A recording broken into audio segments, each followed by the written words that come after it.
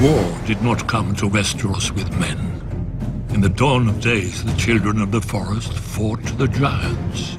But neither race sought to destroy the other, or lay claim to the continent. They couldn't. The children hunted and fought with dragon-glass arrows and spears, and the giants had only the branches they pulled from trees. Nor could both races fill more than one of the 7 kingdoms of today. Then the southern deserts coughed up a new race, the first men, who had crossed the narrow sea over the Arm of Dorne. Unlike the children and giants, the first men lived in huts and villages and farmed the land to eat. And there were so many. As the numbers swelled, men needed ever more fields and timber. Of course, they saw that the great forests could provide both. When they cut into the deep woods, however, they stumbled on a strange sight. A white tree with red leaves and a face staring back at them. At first, they were afraid, but the face never spoke, even when the axe bit into it. The first men didn't know what a weirwood was. They didn't know that a weirwood grows forever if left in peace, or that the native children believed their spirits went into it after death. The children had no letters or runes, all of the history, songs and prayers, only the trees remembered. When the children looked at the cleared fields, they saw not white stumps, but their ancestors now lost forever, with their bones stolen to line the invaders' walls. Driven mad by grief, the children attacked.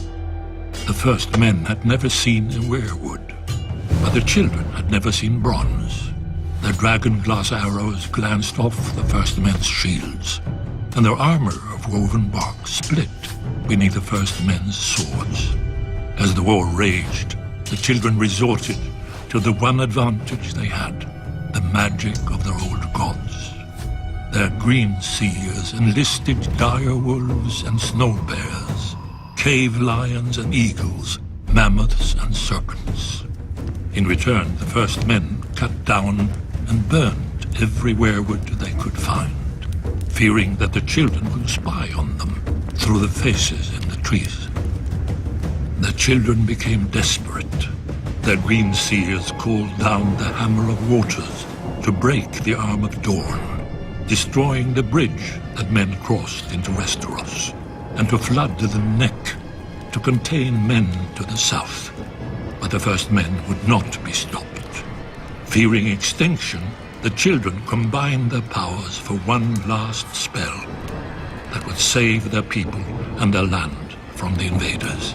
By themselves, the children were too few to resist the onslaught. But if they could turn men's numbers against them. After hundreds of years and untold death and destruction, the wisest heads of the children and the first men finally prevailed. The children couldn't win this war, and the first men didn't want to win, fearing the cost of victory. Heroes and rulers on both sides met upon an isle in the god's eye to form the pact.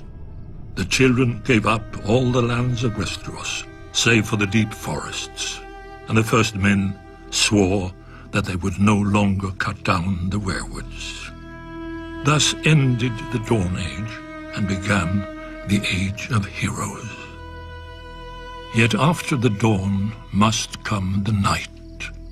The great evil that the children unleashed in the war returned centuries later, and only an alliance between the children and men defeated it.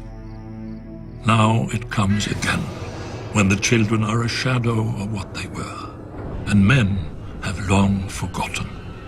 But the trees remember, and Brandon Stark must learn. Or, as we watched the first men, so we will watch the last.